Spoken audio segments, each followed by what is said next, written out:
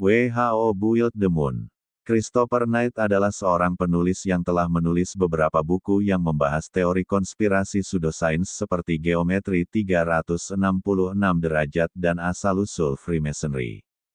Dalam sebuah wawancara tentang buku Who Built the Moon, 2005 Knight menyatakan bahwa bulan adalah konstruksi buatan yang mungkin dibangun oleh manusia dengan pesan dalam aritmatika basis 10.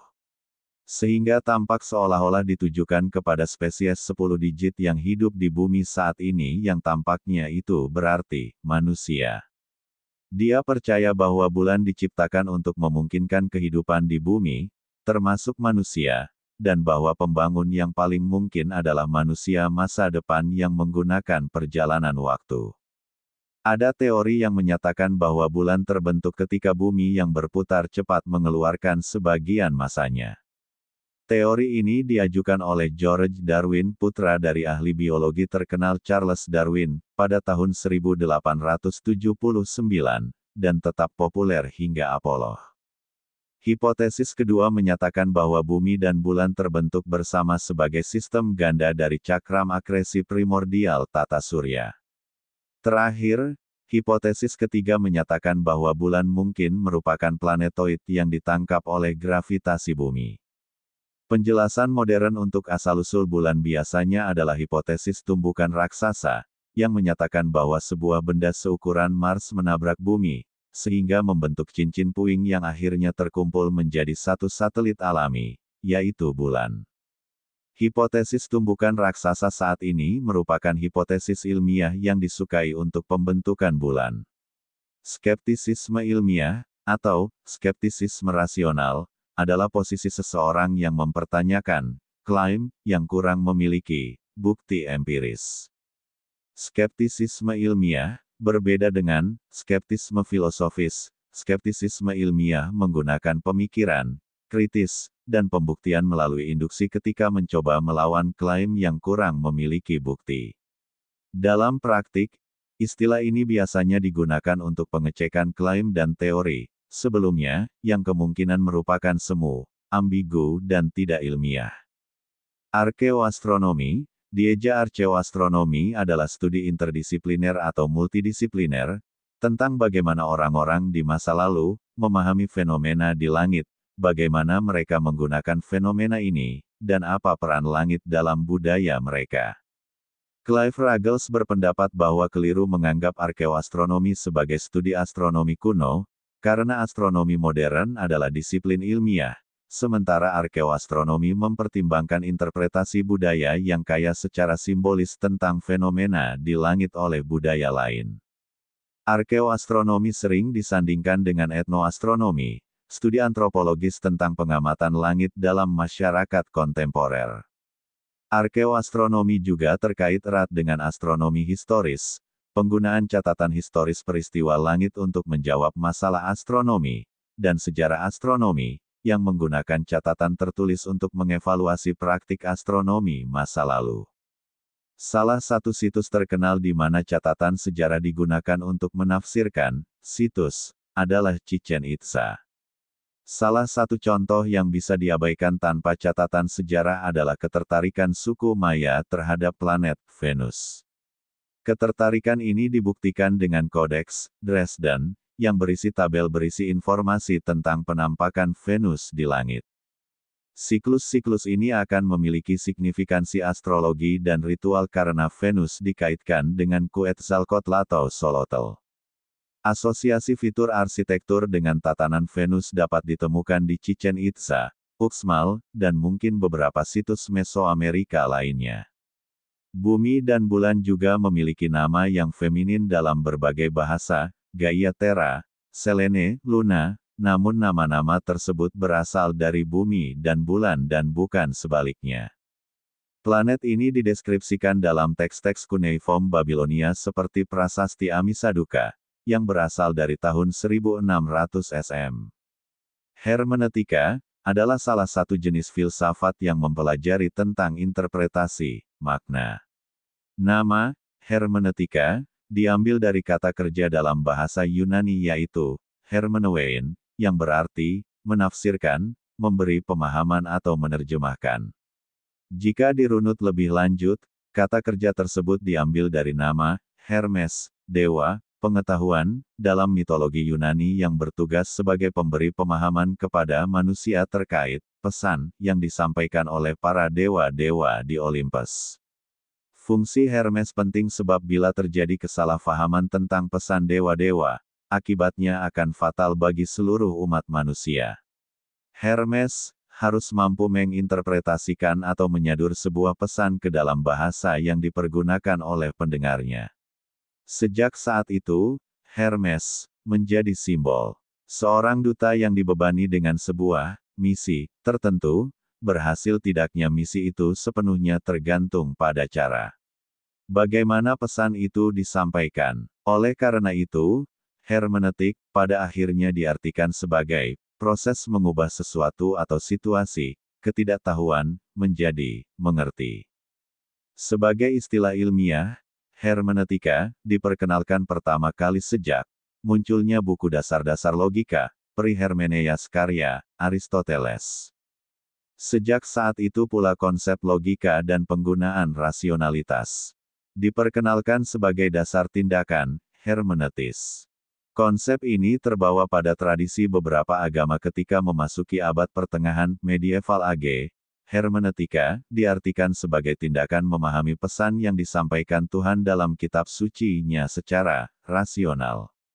Dalam tradisi Kristen sejak abad 3 gereja yang kental dengan tradisi peripatetik menggunakan konsep tawaran Aristoteles ini untuk menginterpretasikan Alkitab.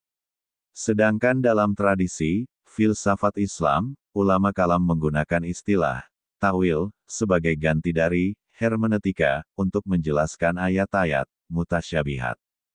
Jadi pesan Tuhan harus disampaikan secara benar, juga rasional, memahami pesan yang disampaikan Tuhan dalam kitab suci-Nya secara rasional dan objektif. Kitab Kejadian membahas kisah para leluhur orang-orang Ibrani. Para sarjana Alkitab memperkirakan penulisan kitab Kejadian mulai dari tahun 1400 SM hingga abad ke-5 atau ke-6 SM. Kata Genesis berarti awal atau asal-usul, dan itulah inti dari kitab pertama Alkitab.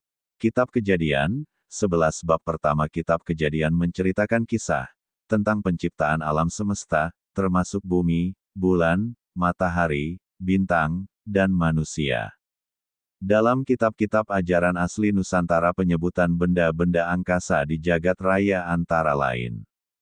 Matahari, disebut Redite atau Raditya. Bulan, disebut Soma. Mercurius, disebut dengan Buddha.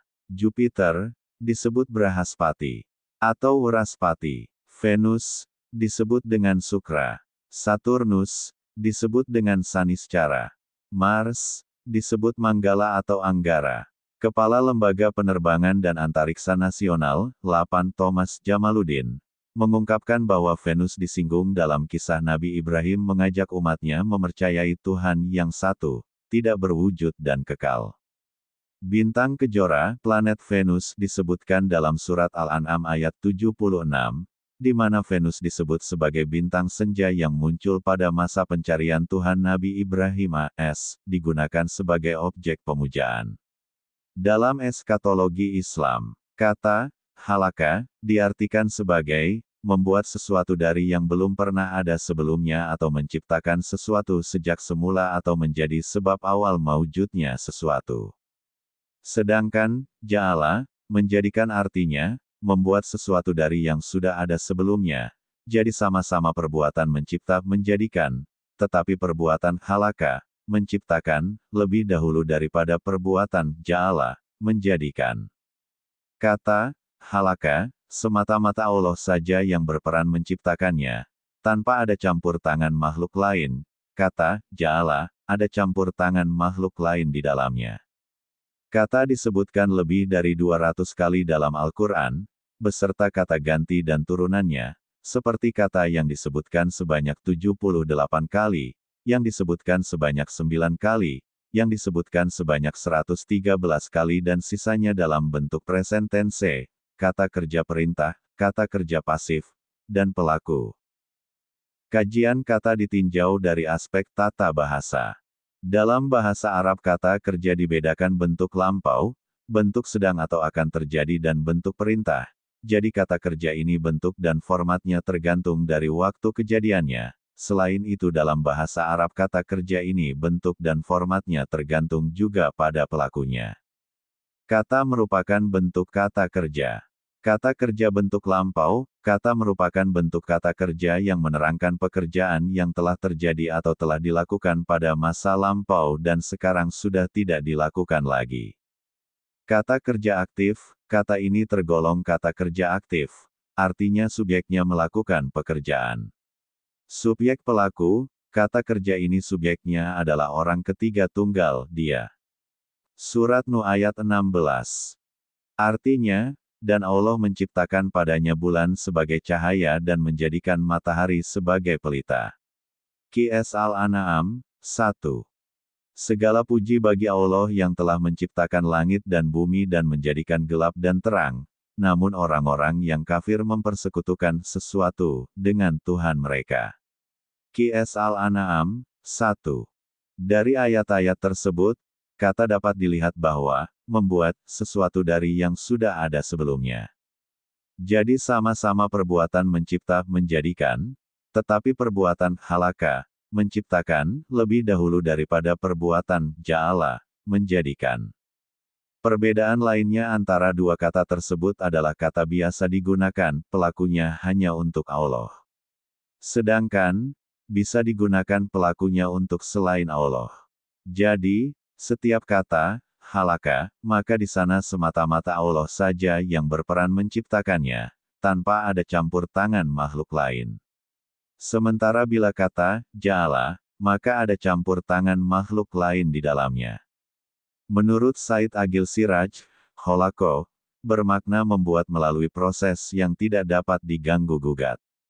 Kholako adalah kata kerja yang tidak berkaitan dengan proses manusiawi, tapi adalah murni hak prerogatif Allah.